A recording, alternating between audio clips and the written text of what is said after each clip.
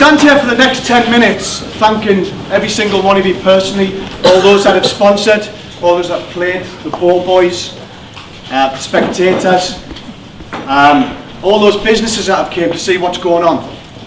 When I set up Genesis, one of the values, one of the biggest passions that I had is making sure that we support the soldier, and we support them in ways not just about the education that we provide, but we offer them a free will service. Say, for example, we bring them into our office when they come to leave the military to give them some civic work experience. But then we wanted to take it further than that, and we wanted to look at the veterans and look at what happens to people when they leave the military, or what happens to the soldiers when they leave the military. And that's where we formed our relationship with Veterans in Crisis. They've made a film which is fantastic, and we're going to show 15 minutes of that now. Okay, I hope you can all hear it and hear some of the words that come across. There's lots and lots of different stories in there about what happens when you leave the military, what could happen to you, all that kind of stuff. And this is what we're trying to get across, and certainly what Jer's trying to do. Have applause for that.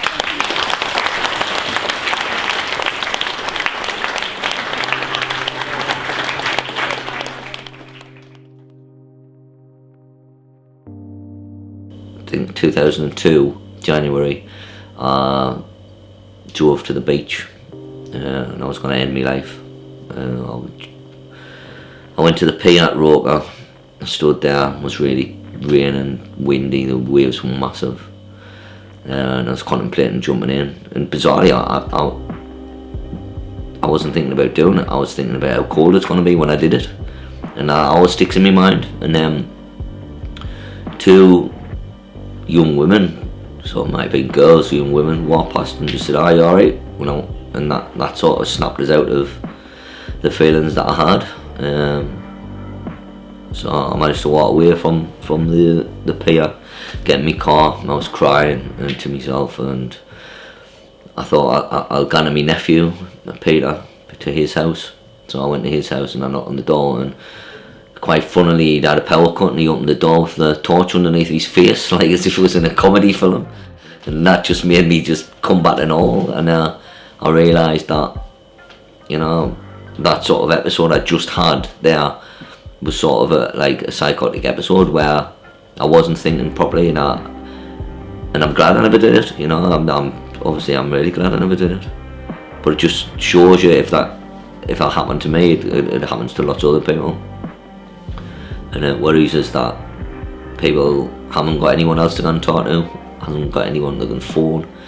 If you're alone like that and you're isolated and you've got them thoughts, you know. Although my nephew was quite blunt and funny about it, at least I had him to talk to him about it, you know. Being a veteran, you're quite proud and you don't want to show weakness and stuff like that, so I masked my mental health problems.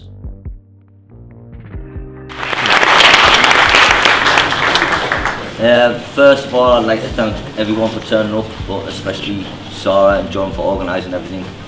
Everyone that's done everything towards helping VICS get where it is today.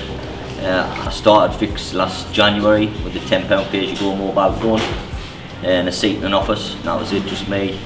And now, as from next month, we'll have a 4-storey building. We have a 24-hour drop-in, we have an emergency apartment, we have a therapy centre, we have a podcast, we have a training centre.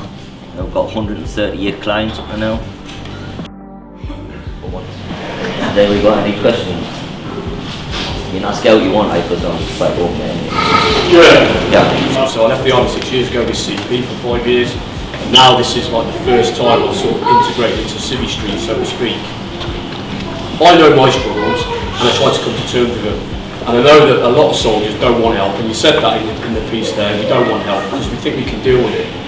Because I didn't have that, or because I had all that camaraderie in the army, and then when I left, I didn't have it. What's the biggest issue with Veterans in Crisis that you've got with all your lads that you deal with, sort of transition-wise? What's the isolation. Social isolation. So when you're in the, I'll say army because I was in the army, but when you're in the forces, even if you hate a person, you just open your room, and if you're in the block, somebody walks past you to talk to them. If you're socially isolated, you end up with no one to speak to, you end up drinking, taking drugs, you know, getting really depressed. it's a horrible, it's a massive thing, especially if you've been in from a boy soldier.